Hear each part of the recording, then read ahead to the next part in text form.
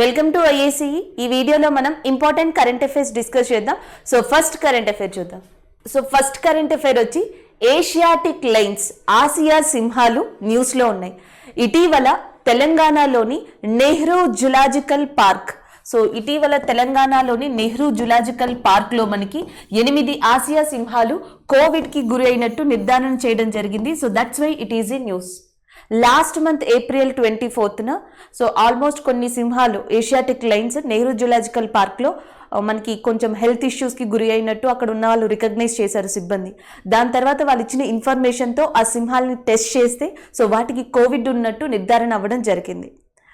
అయితే ఇందులో ఉన్న one of the important thing ఏంటంటే భారతదేశం మొత్తంలో ఫస్ట్ టైం మనం యానిమల్స్కి కోవిడ్ ఉన్నట్టు కంప్లీట్గా నిర్ధారించడం జరిగింది.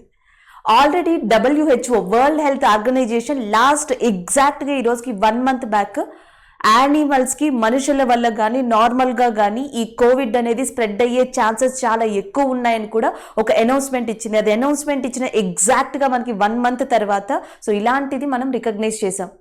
ఆల్రెడీ కర్ణాటక లాంటి ప్రాంతాల్లో బాందీపూర్, బన్నేర్ఘట్ ఇలాంటి నేషనల్ పార్క్స్లో కొన్ని యానిమల్స్ సడన్గా చనిపోతున్నాయనే న్యూస్ ఇటీవల వార్తల్లో చూసాం. దానికి సంబంధించి క్లోజ్ మానిటరింగ్ చేస్తున్నారు. ఎందుకు చనిపోయినాయి, ఏ రీజన్, ఏదైనా బ్యాక్టీరియానా, వైరస్ వల్ల అని.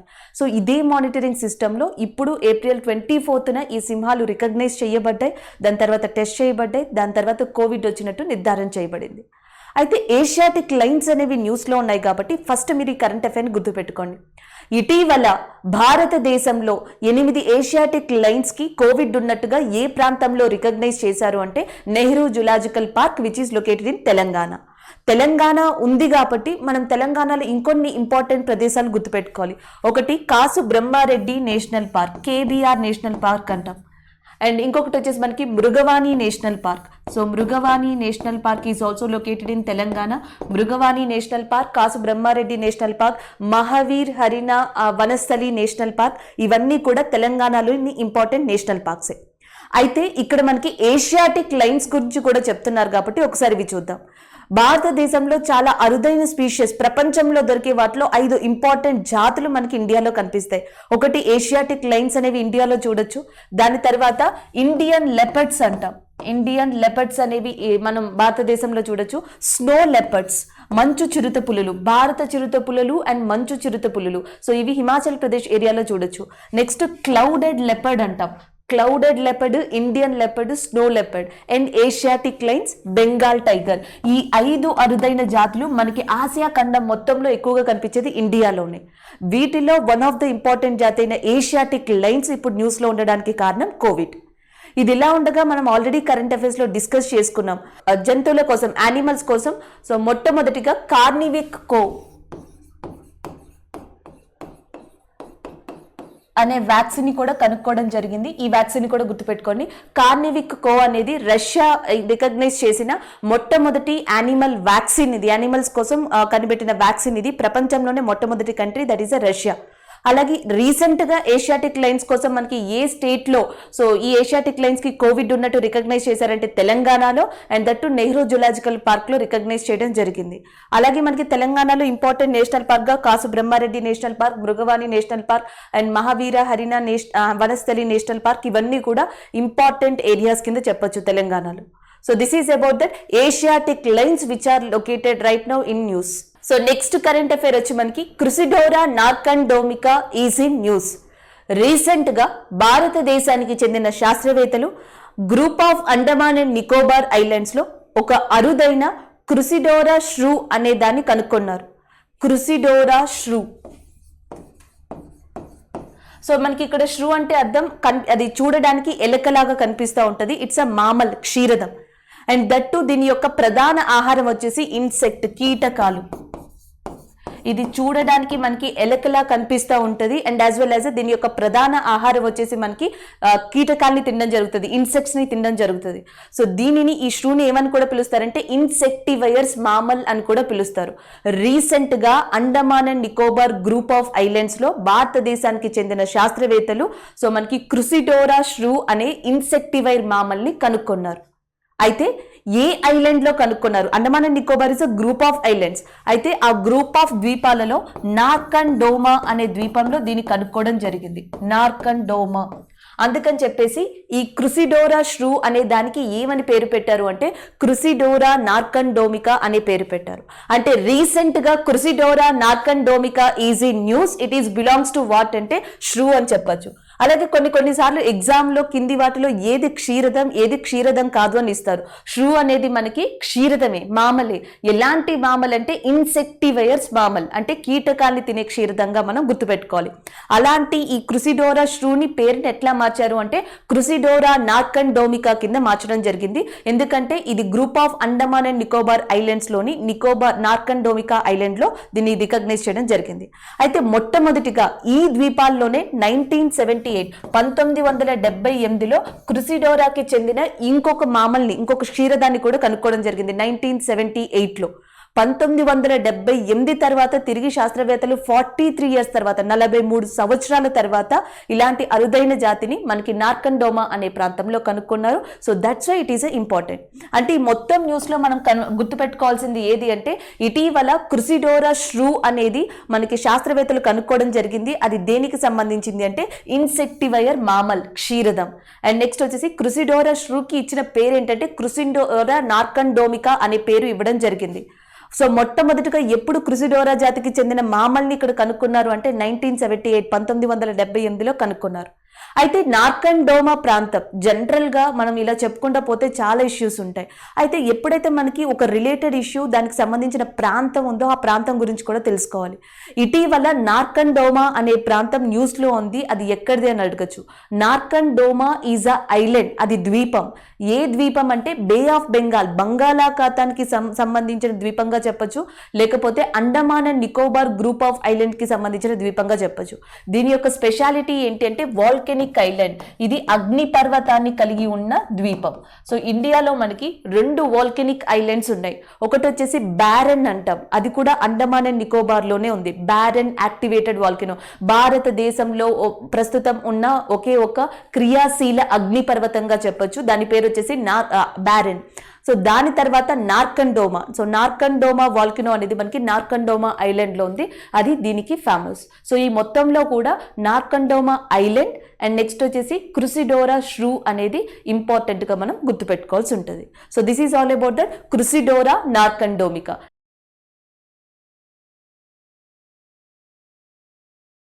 So next one, G20 ministers meeting. ఇటీవల G20 కంట్రీస్ కి సంబంధించి అండ్ మిగతా కొన్ని కంట్రీస్ కూడా కలిసి టూరిస్ట్ మినిస్టర్స్ మీటింగ్ అనే దాన్ని కండక్ట్ చేశాయి. రీసెంట్ గా G20 టూరిస్ట్ మినిస్ట్రీస్ మీటింగ్ అనేది కండక్ట్ చేయడం జరిగింది. దీనికి సంబంధించి భారతదేశం తరపున Indian tourism minister and Prahlad Singh Patel దీంట్లో పాల్గొనడం జరిగింది. So that's why it is in news. Recent గా G20 టూరిస్ట్ మినిస్ట్రియల్ మీటింగ్ కి భారతదేశం తరపున అధ్యక్షత వహించిన వ్యక్తి లేదా భారతదేశం తరపున అటెండ్ అయిన వ్యక్తి ఎవరు అంటే Prahlad Singh Patel. Indian tourism minister Prahlad Singh Patel దీంట్లో మనకి ఇండియా తరపున ప్రాతినిధ్యం వహించడం జరిగింది. So that's why it is in news. So general గా కోవిడ్ టైంలో ఇంపాక్ట్ అయిన ఈ టూరిజాన్ని ఎట్లా డెవలప్ చేయాలి, సో ఏ విధంగా దీన్ని ముందుకు తీసుకెళ్లాలనే థీమ్ మీద ఇటీవల G20 అండ్ మిగతా కంట్రీస్ కూడా కలిసి టూరిజం మీద ఆ టూరిజం మీటింగ్ అనేది కండక్ట్ చేశాయి. సో దానికి సంబంధించిన న్యూస్ ఇది. ఆల్రెడీ భారతదేశం ఇలాంటి వాటికి చెక్ పెట్టడం కోసం దేకో అప్నా దేశ్ లాంటి ప్రోగ్రామ్స్ ని కండక్ట్ చేసింది. దాని గురించి ఆల్రెడీ నేను డిస్కస్ చేశాను కూడా, దేకో అప్నా దేశ్ అని చెప్పేసి. మౌంటైన్స్ టు మ్యాంగ్రూవ్స్ అనే ఇటీవల 86వ వెబినార్ ని రీసెంట్ గా ఇండియాలో లాంచ్ చేశారు. అలాగే లాస్ట్ ఇయర్ ఏమో ఢిల్లీకి సంబంధించిన దాన్ని ఫస్ట్ వెబినార్ గా ఈ దేకో అప్నా దేశ్ లో లాంచ్ చేశారని చెప్పుకోవడం జరిగింది. ఇలా వేరే కంట్రీస్ కూడా ఎలాంటి ఇనిషియేటివ్ తీసుకున్నాయి, ఈ ప్రాబ్లమ్స్ కి ఎలాంటి సొల్యూషన్ కావాలి అనే దాని మీద ఇటీవల ఇలాంటి మీటింగ్ అనేది కండక్ట్ చేయబడింది. మరి ఎగ్జామ్ పాయింట్ ఆఫ్ వ్యూలో కావాల్సింది, ఇటీవల జరిగిన G20 టూరిస్ట్ మినిస్టర్స్ మీటింగ్ కి ఇండియా తరపున ఏ మంత్రిత్వ శాఖ కి చెందిన పర్సన్ అటెండ్ అయ్యారు అంటే టూరిజం కి చెందిన పర్సన్, అంటే పర్యాటక శాఖ మంత్రి ఈ మీటింగ్ కి అటెండ్ అయ్యారు. పర్యాటక శాఖ మంత్రి ఇండియాలో ప్రహ్లాద్ సింగ్ పటేల్. అలాగే ఈ సంవత్సరం G20 సమిట్ అనేది అంటే 2021 16వ G20 సమిట్ అనేది మనకి ఏ కంట్రీ ఆతిథ్యం ఇస్తుంది అని అడుగుతారు. సో 16వ G20 సమిట్ అనేది 2021కి సంబంధించి ఆతిథ్యం ఇచ్చే కంట్రీ ఏది అంటే ఇటలీ. దీన్ని గుర్తుపెట్టుకోవాల్సి ఉంటుంది. సో మనకి 2021 16th G20 summit will be going to held in Italy. మరి 2022 ఏ కంట్రీ ఆతిథ్యం ఇవ్వబోతుంది అంటే దట్ ఈస్ ఇండోనేషియా. సో మనకి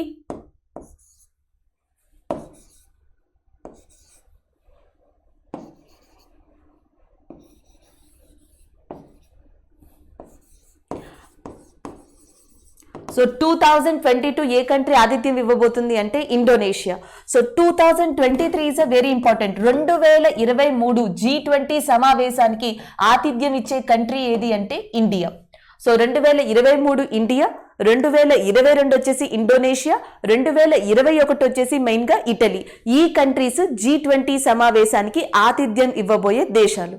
సో మనకి ఎప్పుడైనా సమావేశం ఉంటే ఎక్కడ ఆతిథ్యం ఇస్తారు, సో దాంట్లో ఏమైనా ఇనిషియేటివ్గా స్టార్ట్ చేశారా అనేది చాలా ముఖ్యం.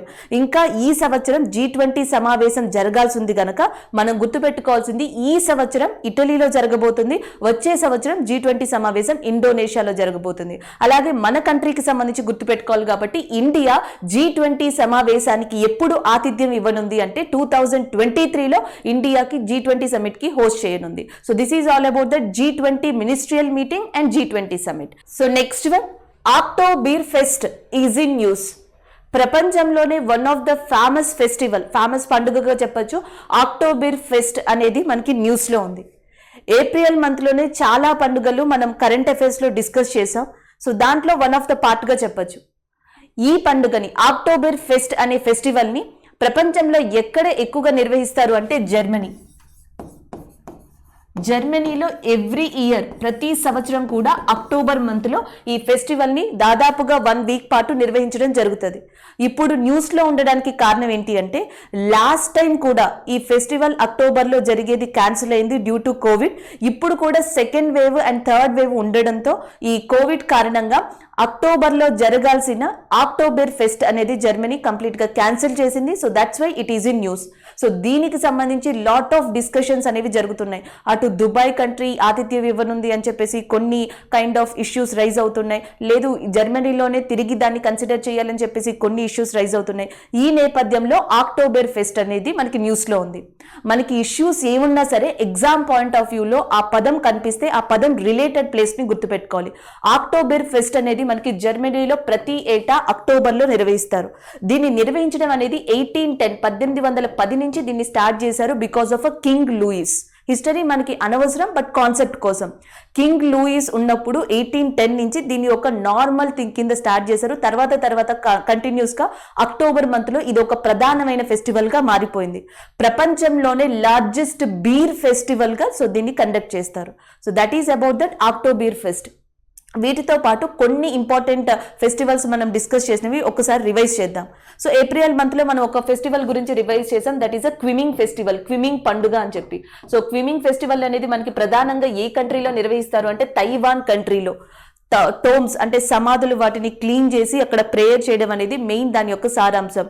క్విమింగ్ పండుగ న్యూస్లో ఉండడానికి కారణం ఏంటి అంటే జనరల్గా ఆ క్విమింగ్ పండుగకి వెళ్ళినప్పుడు చాలా మంది ప్రయాణికులు చాలా మంది పీపుల్ అక్కడ చిన్న యాక్సిడెంట్ జరగడం వల్ల చనిపోవడం జరిగింది. So that's why it is in news Qingming festival. దాని తర్వాత భారతదేశంలోని జమ్మూ కాశ్మీర్ ప్రాంతంలో ఆసియాలోనే అతిపెద్దదైన ట్యూలిప్ పండుగని మనం చూసాం. ట్యూలిప్ ఫెస్టివల్ ఈ నెల అంటే ఏప్రిల్ మంత్లో మనకి ఎక్కడ జరిగింది అంటే జమ్మూ కాశ్మీర్లో. అది ఆసియాలోనే అతిపెద్ద ఫెస్టివల్. అలాగే లాస్ట్ మంత్ ఏప్రిల్లోనే మనం ఇంకొక పండుగ కూడా చూసాం ఇజ్రాయెల్ కి సంబంధించి. సో ఇజ్రాయెల్ కి సంబంధించిన వన్ ఆఫ్ ద ఇంపార్టెంట్ పండుగ Lag Ba Omer. So Lag Ba Omer అనేది మనకి ఇజ్రాయెల్లోనే అతిపెద్ద పండుగగా చెప్తా ఉంటారు. సో కోవిడ్ టైంలో అతిపెద్ద largest amount of people gather అయిన పండుగ ఇది. సో ఇక్కడ కూడా తొక్కిస్లాట్లో చాలా మంది పీపుల్ చనిపోవడం జరిగింది. ఒకటి లాగ్ బి ఓమర్ అనే పండుగ, 2 ట్యూలిప్ ఫెస్టివల్, ఇది వచ్చేసి మనకి జమ్మూ కాశ్మీర్లో జరిగింది. అండ్ క్విమింగ్ పండుగ అది వచ్చేసి మనకి తైవాన్లో. నెక్స్ట్ ఓక్బీర్ ఫెస్ట్ అనేది మనకి ఎక్కడ అంటే that is Germany area. This is about that Oktoberfest which is going to be held in that Germany area అని చెప్పొచ్చు. Next Gopabandhu Sambadika Swasthya Yojana is in news.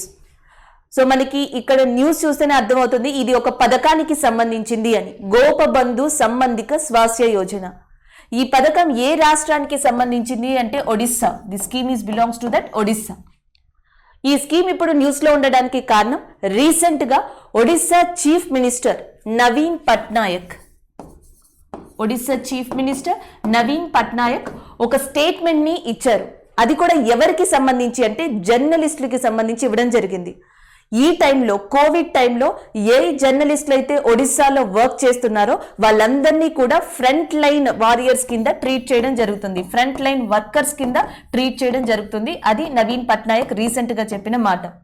అంటే ఒడిస్సా చీఫ్ మినిస్టర్ అయిన నవీన్ పట్నాయక్ గారు రీసెంట్ గా ఒడిస్సా రాష్ట్రంలోని దాదాపుగా 6,500 జర్నలిస్టులు ఎవరైతే కోవిడ్ టైంలో విధులు నిర్వహిస్తున్నారో వాళ్ళందరినీ కూడా ఫ్రంట్ లైన్ వర్కర్స్ కింద మేము రికగ్నైజ్ చేస్తున్నాము అని చెప్పారు.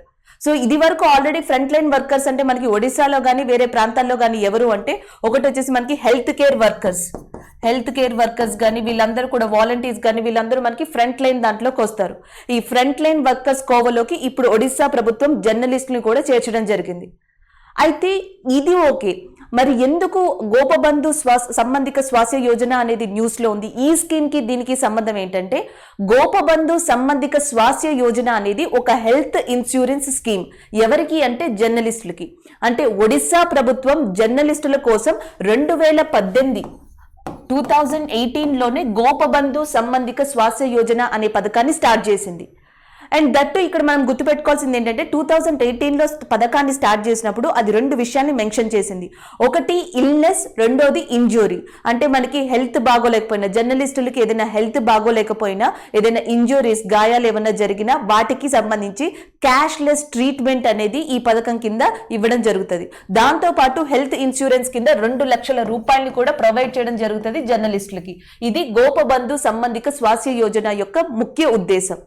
మరి ఈ స్కీమ్ ని ఇప్పుడు ఎందుకు తీసుకొచ్చారు అంటే already illness and as well as next వచ్చేసి ఇంజురీస్ ని ఇందులో కవర్ చేశారు.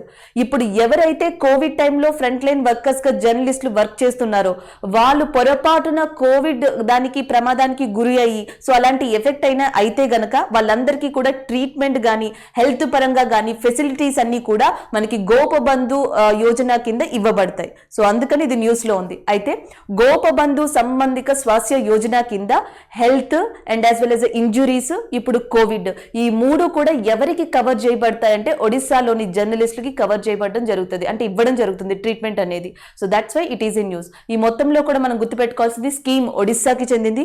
ఒడిస్సా చీఫ్ మినిస్టర్ నవీన్ పట్నాయక్ ఈ స్కీమ్ దేనికి సంబంధించింది అంటే జర్నలిస్టులకి సంబంధించింది. ఈ స్కీమ్ ని ఎప్పుడు స్టార్ట్ చేశారంటే 2018లో. ఇటీవల ఏ రాష్ట్రం జర్నలిస్టుల్ని ఫ్రంట్ లైన్ వర్కర్స్ గా రికగ్నైజ్ చేసింది అంటే ఒడిస్సా. ఇంకా ఏ రాష్ట్రాలైనా జర్నలిస్టుల్ని ఫ్రంట్ లైన్ వర్కర్స్ గా రికగ్నైజ్ చేశాయి అంటే ఒడిస్సా లిస్ట్ లోనే మనకి మధ్యప్రదేశ్, నెక్స్ట్ వచ్చేసి Bihar, next west Bengal, next Punjab, Uttarakhand, Uttarakhand, Uttar Pradesh, Punjab, west Bengal, Bihar, Madhya Pradesh, ఇప్పుడు ఒడిస్సా. ఈ అన్ని స్టేట్స్ కూడా హెల్త్ వర్కర్స్, వాలంటీర్స్ వీళ్ళందరితో పాటు జర్నలిస్టుల్ని కూడా ఫ్రంట్ లైన్ వర్కర్స్ కింద రికగ్నైజ్ చేయడం జరిగింది. So that is about that Gopabandhu Sambadika Swasthya Yojana. అయితే సో ఇక్కడ మనకి అస్తమానం గోపబంధు అని చెప్తా ఉన్నాం. జనరల్ గా మనం ఇండియాలో చాలా పథకాలు దీన దయాల్ అని ఎలా చూస్తామో అలాగే ఒడిస్సాలో వన్ ఆఫ్ ద ఇంపార్టెంట్ పథకం గోపబంధు అని చూస్తున్నాం. అంటే Gopabandhu is one of the important person in Odisha. ఎందుకంటే ఈయన ఒడిస్సా ప్రాంతానికి చెందిన ప్రముఖ సంస్కర్త, అంటే సోషల్ యాక్టివిస్ట్ గా చెప్పొచ్చు. నెక్స్ట్ వచ్చేసి ఈయన ప్రముఖ పోయెట్ కూడా, రచయిత, ప్రముఖ పోయెట్, ప్రముఖ సోషలిస్ట్. అండ్ ఈ పథకం జర్నలిస్టుల పథకానికి గోపబంధు పేరు పెట్టడానికి కారణం ఈయన పోయెట్, సోషల్ యాక్టివిస్ట్ తో పాటు ఒడిస్సాలోనే ప్రముఖ జర్నలిస్ట్ కూడా. అందుకని గోపబంధు యొక్క పేరుని ఈ పథకానికి పెట్టడం జరిగింది. So Gopabandhu is in news అని ఇస్తే ఆయన ఏ ఫీల్డ్ కి చెందిన ఆయన అంటే ఆయన ముఖ్యంగా జర్నలిస్ట్ విభాగానికి చెందిన ఆయన అండ్ యాజ్ వెల్ యాజ్ రచయిత కూడా అండ్ సంఘ సంస్కర్త కూడా. ఇవి పక్కన పెడితే ఈయన ఒడిస్సాలో చాలా ప్రముఖమైన మ్యాగజైన్ ని రిలీజ్ చేశారు. సో దాని పేరు వచ్చేసి మనకి సత్యబడి అనే మ్యాగజైన్ ని రిలీజ్ చేసింది ఎవరు అంటే ఒకప్పుడు that is a Gopabandhu in Odisha area. So ఇవి మనం గుర్తుపెట్టుకోవాల్సినవి టోటల్ గా గోపబంధు సంబంధిక స్వాస్థ్య యోజన పథకానికి సంబంధించి. So this is about the scheme of Odisha and journalist. So next current affair 5G technology spectrum is in news. So మనకి 5G టెక్నాలజీ అనేది న్యూస్ లో ఉంది. దీనికి కారణం department of telecommunication, DOT, department of telecommunication and government of India, ఈ రెండు కూడా ఇటీవల టెలికాం సర్వీస్ ప్రొవైడర్స్, సో ఇండియాలోని టెలికాం సర్వీస్ ప్రొవైడర్స్ కి ఒక రీసెంట్గా అనుమతినివ్వడం జరిగింది. దేనికోసం అంటే 5G టెక్నాలజీ ట్రయల్స్ని నిర్వహించడానికి. So that's why it is in news. So రీసెంట్గా government of India and next వచ్చేసి డిపార్ట్మెంట్ ఆఫ్ టెలికమ్యూనికేషన్ భారతదేశంలోని టెలికాం సర్వీస్ ప్రొవైడర్స్కి 5G ట్రయల్స్కి కోసం అనుమతినివ్వడం జరిగింది. So that's why it is in news. అయితే మనకి 5G టెక్నాలజీ అంటే ఇక్కడ మనకు 5G 5th generation of mobile network బ్రాడ్బ్యాండ్గా చెప్పొచ్చు. ఆల్రెడీ మనం ఫస్ట్ జనరేషన్ నుంచి చూసాం. సో మనకి ఫస్ట్ జనరేషన్ అనేది 1980s 1980లో స్టార్ట్ అయింది. అప్పుడు ఓన్లీ మనకి వాయిస్ ప్రొవైడర్ ఒకటే ఉండేది. దాని తర్వాత నెక్స్ట్ వచ్చేసి 1990స్కి వచ్చేటప్పటికి we are changed in to the 2G. మనం సెకండ్ జనరేషన్లోకి చేంజ్ అయ్యాం. సో 2G అనేది 1990స్లో మొదలైంది. మొట్టమొదటిగా ఇది ఫిన్లాండ్ అనే కంట్రీలో మొదలైంది. యాక్చువల్గా మనకి ప్రతిసారి జనరేషన్ మారినప్పుడు ఈ జనరేషన్ యొక్క టెక్నాలజీ ఫ్యూచర్స్ ఎలా ఉంటాయంటే first generation, second generation, 2G, 3G, 4G అని మాట్లాడతారు. సో దీంట్లో స్పీడ్, యూసేజ్ ఆఫ్ స్పీడ్ కానీ, మనం యూజ్ చేసే దాంట్లో డిఫరెంట్ ఫీచర్స్ కానీ అండ్ టెక్నాలజీ కానీ కంప్లీట్గా చేంజ్ అవుతాయి. అప్డేటెడ్ అని చెప్పొచ్చు, అప్డేటెడ్ వర్షన్. మనకి ఫస్ట్ జనరేషన్లో వాయిస్ ఒకటే, జస్ట్ కాల్స్ లాంటివి. సెకండ్ జనరేషన్ వచ్చేటప్పటికి మనకి ఫిన్లాండ్ లాంటి దాంట్లో స్టార్ట్ అయింది 1990స్లో. అప్పుడు మనకి లైక్ MMS అంటే మనకి పిక్చర్తో మెసేజ్ పంపుకోవడం కానీ లేకపోతే SMS లాంటి సర్వీసెస్ కానీ కాల్స్తో పాటు ప్రొవైడ్ చేయడం జరిగింది. ఇది అప్డేటెడ్ వర్షన్ అని చెప్పొచ్చు. సో నెక్స్ట్ వచ్చేటప్పటికి 2000s. సో 2000 జనరేషన్ వచ్చేటప్పటికి మనకి 3G జనరేషన్ వచ్చింది. So third generation mobile network broadband service అనేది మనకి 3G 2000 టైంలో వచ్చింది. అప్పుడు మనకి ఇంట్రడ్యూస్ అయింది ఏది అంటే వీడియో కాల్ సర్వీస్. సో మనకి ఇప్పుడు ఏదైతే వీడియో కాల్ సర్వీస్ చెప్తున్నామో డిఫరెంట్ యాప్స్ తోటి డిఫరెంట్ ప్లాట్ఫామ్స్ తోటి చేస్తున్నామో ఆ వీడియో కాల్ అనేది థర్డ్ జనరేషన్ టెక్నాలజీ ద్వారా ఇంట్రడ్యూస్ అయింది. దాని తర్వాత 2010. సో 2009లో యాక్చువల్గా ఇది స్టార్ట్ అయింది. కాకపోతే 2010s టెక్నాలజీ అంటారు. 4G ఫోర్త్ జనరేషన్ స్టార్ట్ అయింది.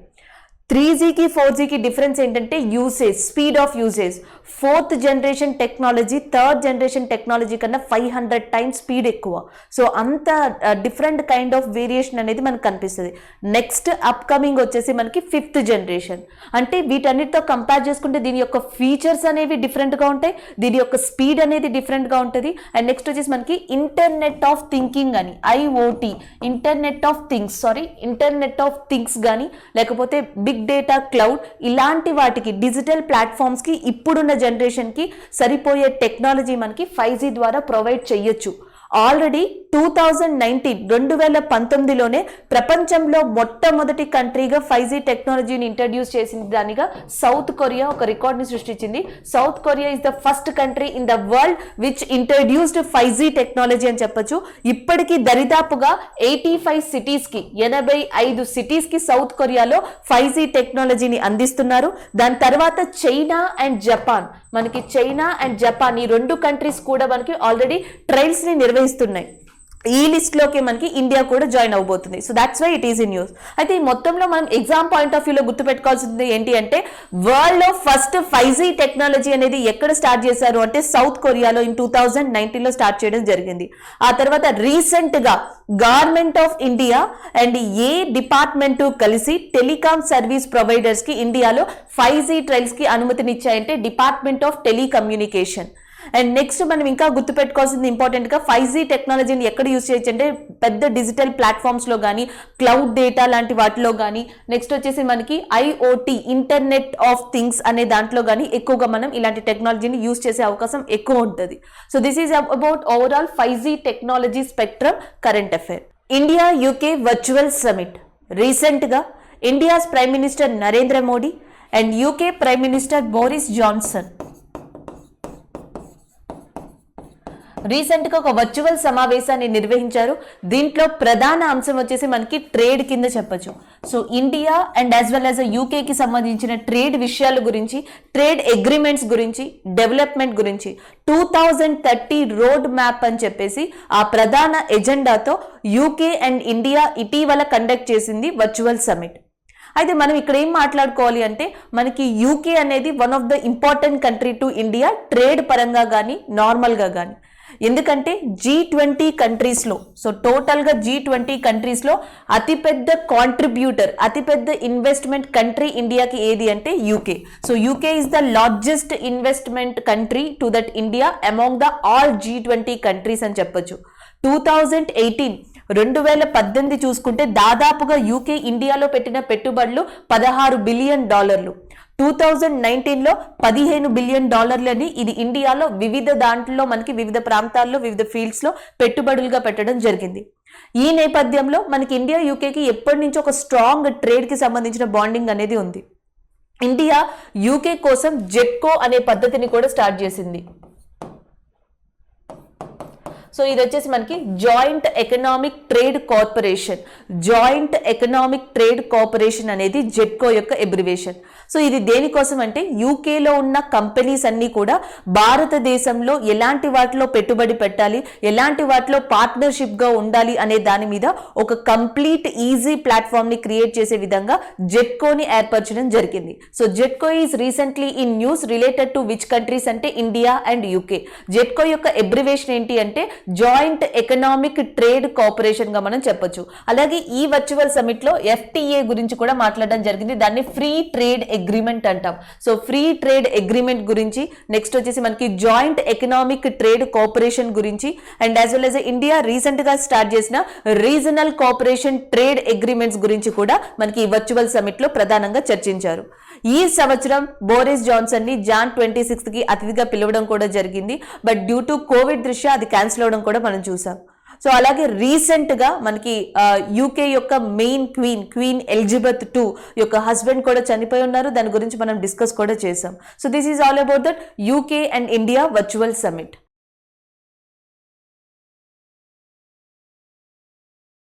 Next one, international midwives day is in news.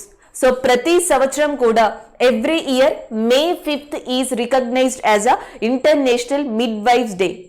So ఇదేంటి అంటే జనరల్ గా మనకి ప్రెగ్నెంట్ విమెన్స్ కి బర్త్ టైంలో ఎవరైతే మనకి హెల్త్ వర్కర్స్ అని కూడా అనొచ్చు, లేదా నర్స్ అనొచ్చు, ఎవరైతే హెల్ప్ చేస్తారో ఎస్పెషల్లీ వాళ్ళని మిడ్ వైఫ్స్ అని చెప్పేసి పిలుస్తారు.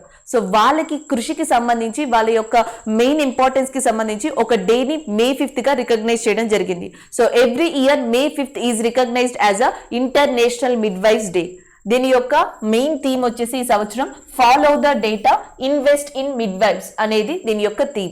Follow the data, invest in midwives అనేది దీని యొక్క ఇతివృత్తాంతంగా ఈ సంవత్సరం ఇవ్వబడింది. So that is about the international midwives day. So next one, Jagmohan passed away. భారతదేశంలోనే ఒక ప్రముఖ వ్యక్తి జగ్మోహన్ రీసెంట్ గా మరణించారు. So that's why it is in news. Jagmohan Malhotra ఈయన భారతదేశంలో చాలా కీలక పదవీ బాధ్యతల్ని చేపట్టారు. దాంతోపాటు ఈయన ప్రముఖ రచయిత, భారతదేశంలోనే చాలా ఉన్నతమైన అవార్డుల్ని కూడా ఈయన గెలుచుకున్నారు. సో వాటి గురించి మనం ఇక్కడ డిస్కస్ చేద్దాం. మనకి జగ్మోహన్ మల్హోత్రా మొట్టమొదటిగా భారతదేశంలో సివిల్ సర్వెంట్ గా వర్క్ చేశారు. He's worked as a civil servant in India వివిధ ప్రాంతాల్లో. దాని తర్వాత lieutenant governor to Delhi lieutenant governor గా వర్క్ చేశారు. దాని తర్వాత governor of Jammu Kashmir. So Jammu Kashmir లో 2 సార్లు గవర్నర్ గా వర్క్ చేసిన వ్యక్తి ఈయన. జమ్మూ కాశ్మీర్ లో 2 సార్లు గవర్నర్ గా వర్క్ చేశారు. And lieutenant governor to the Delhi. And next వచ్చేసి ఈయన సివిల్ సర్వెంట్. ఇలాంటి కీలక పదవీ బాధ్యతల్ని చేపట్టడం జరిగింది. దానితో పాటు అండ్ ఒకసారి లోక్సభ మెంబర్ గా కూడా ఈయన పదవీ బాధ్యతలు చేపట్టడం జరిగింది. Ministry of urban and tourism development దానికి ఈయన మంత్రిగా కూడా వర్క్ చేశారు. So ministry of urban and tourism development గా వర్క్ చేశారు. And next civil servant, governor of Jammu and Kashmir, lieutenant governor of Delhi. ఈ పదవులన్నిటినీ కూడా చేపట్టిన వ్యక్తి ఎవరు అంటే జగ్మోహన్. అయితే మనం గుర్తుపెట్టుకోవాల్సింది ఈయన పాపులర్ జమ్మూ కాశ్మీర్ లో కాబట్టి ఇటీవల farmer governor of Jammu Kashmir మరణించి ఉన్నారు. ఆయన పేరు ఏంటి అంటే జగ్మోహన్ అని చెప్పి గుర్తుపెట్టుకోండి.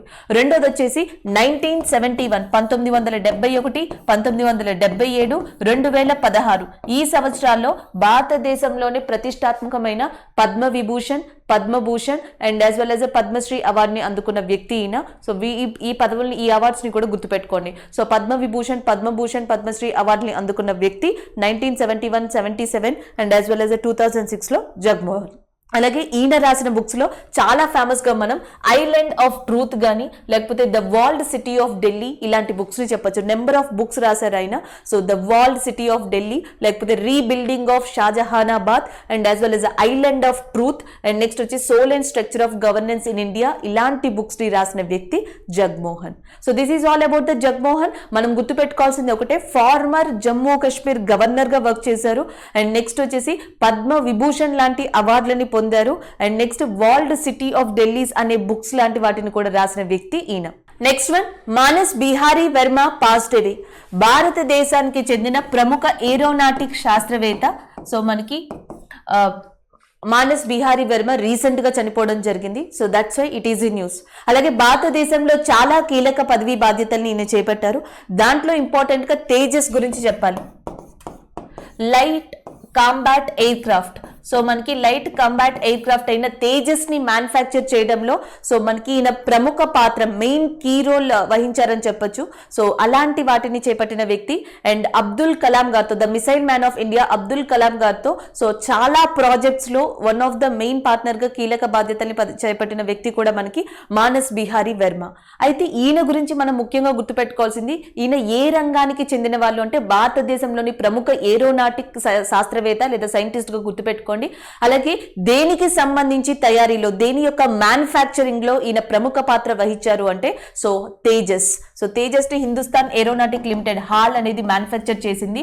లైట్ కాంబాట్ ఎయిర్ క్రాఫ్ట్ గా చెప్తారు. ఇండియా తన యొక్క ఓన్ టెక్నాలజీతో తయారు చేసింది, ఇండియాస్ ఇండిజీనియస్ టెక్నాలజీతో తయారు చేసిన లైట్ కాంబాట్ ఎయిర్ క్రాఫ్ట్ యొక్క తేజస్ అనే దాని మ్యానుఫ్యాక్చరింగ్ లో ప్రముఖ రోల్ నిర్వహించిన వ్యక్తి వచ్చేసి మనకి మానస్ బిహారీ వర్మ.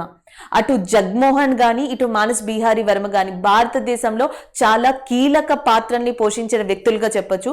జగ్మోహన్ అడ్మినిస్ట్రేషన్ వైపు ఉంటే మనకి మానస్ బిహారీ వర్మ అనే ఆయన అటు శాస్త్ర సాంకేతిక రంగం వైపు ఉన్నారని చెప్పొచ్చు. So next one, world press freedom prize 2021 Philippines journalist అయిన మరియా రెసా కి ఇవ్వడం జరిగింది. So that's why it is in news. ఇటీవల ఫిలిప్పైన్స్ కంట్రీ యొక్క జర్నలిస్ట్ అండ్ మరియా రెసాకి యునెస్కో ప్రతి సంవత్సరం కూడా వరల్డ్ ప్రెస్ ఫ్రీడమ్ డే సందర్భంగా ఇచ్చే సో మనకి వరల్డ్ ప్రెస్ ఫ్రీడమ్ ప్రైజ్ అనేది ఇవ్వడం జరిగింది. So that's why it is in news. అయితే మనం గుర్తుపెట్టుకోవాల్సింది, ప్రతి ఇయర్ కూడా వరల్డ్ ప్రెస్ ఫ్రీడమ్ అనేది ఎప్పుడు నిర్వహిస్తారు అంటే May 3rd ప్రపంచ పత్రికా స్వేచ్ఛ దినోత్సవం అనేది May 3rd నిర్వహించడం జరుగుతుంది. ఈ సంవత్సరం May 3rd world press freedom day యొక్క ఇంపార్టెన్స్ ఏంటి అంటే, ఒకటి వచ్చేసి మనకి యునెస్కో ఈ ప్రైజ్ ని అనౌన్స్ చేయడం జరిగింది. రెండోది వచ్చేసి యునెస్కో అండ్ గవర్నమెంట్ ఆఫ్ నాంబియా, ఈ కంట్రీ పేరు కూడా గుర్తుపెట్టుకోండి. యునెస్కో మరియు గవర్నమెంట్ ఆఫ్ నాంబియా కలిసి ఒక గ్లోబల్ కాన్ఫరెన్స్ ని కూడా నిర్వహించాయి.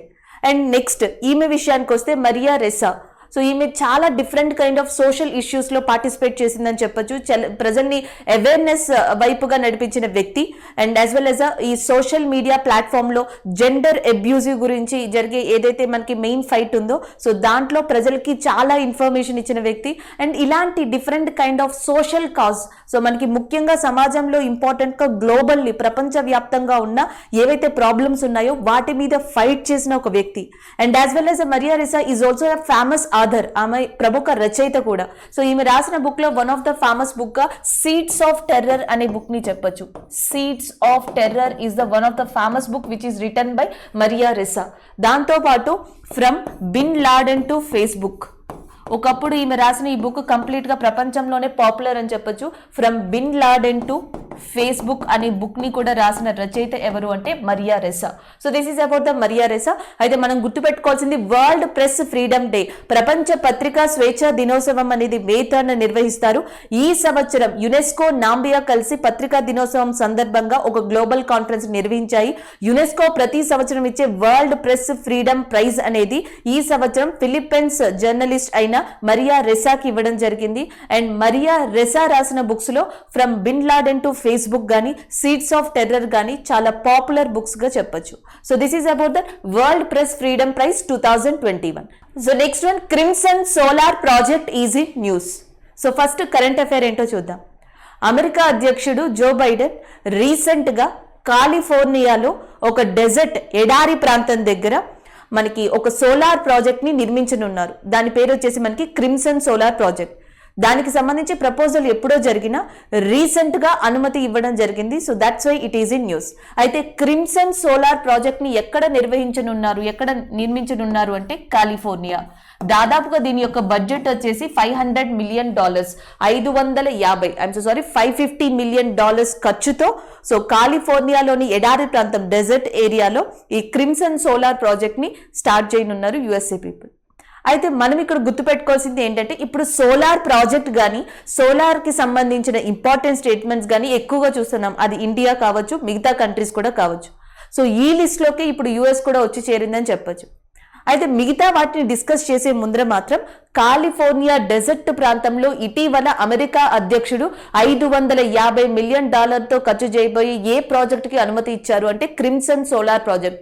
ఒకవేళ ఈ ప్రాజెక్ట్ కనుక కంప్లీట్ అయ్యి సో రన్ అవ్వగలిగితే దాదాపుగా 90,000 ఇళ్లకి 90,000 హోమ్స్ కి సో మనకి ఎలక్ట్రిసిటీ అనేది ప్రొడ్యూస్ చేయొచ్చు by this solar project. So అది వీళ్ళ యొక్క ఎయిమ్ గా చెప్పొచ్చు, అది ఈ ప్రాజెక్ట్ యొక్క వన్ ఆఫ్ ద ఇంపార్టెన్స్ గా చెప్పొచ్చు. అయితే మనకి కాలిఫోర్నియా అనేది న్యూస్ లో ఉంది కాబట్టి కాలిఫోర్నియా ఎడారి ప్రాంతం అంటున్నారు. కాలిఫోర్నియా డెజర్ట్ ఏరియా అంటే మనకి కాలిఫోర్నియాలో ఇంపార్టెంట్ ఎడార్లు ఏమున్నాయంటే ఒకటి వచ్చేసి మొజావి.